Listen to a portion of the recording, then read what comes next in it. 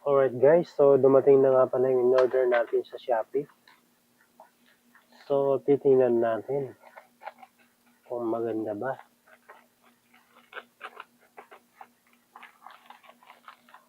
So galing pa ito ng China.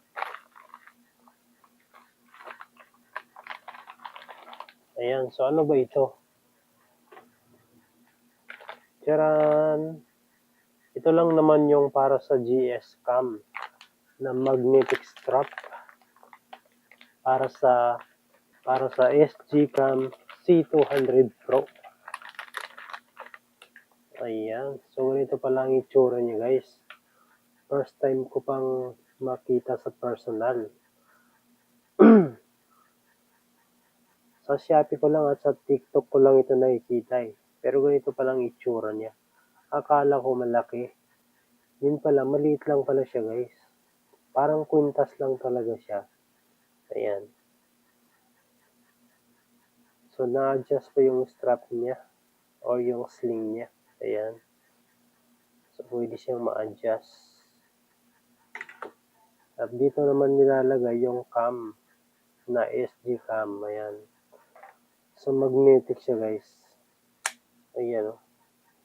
Napakalakas ng kapit. Sobrang lakas. Ayan. Grabe. So meron talaga siyang specific na lugar kung saan siya pupwesto. Kasi kung dito ko siya ilalagay, wala siyang magnet. So kung igaganyan ko, yun. So kusa siyang mag-i-snap sa pwesto niya. So ganun pala yun. So hindi ka magkakamaling maglagay. Kasi pupwesto talaga siya kung saan siya dapat nakapwesto. Kung ganyan naman, nasa taas siya. Pero kung ganito, tamang-tama siya.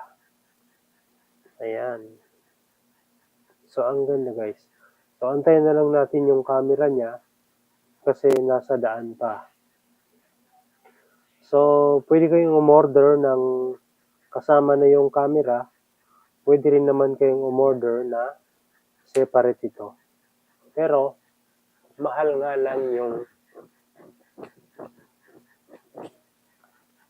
lang yung may camera ng dala-dala. Kaya sineparate ko na lang ito. So, yun lang guys.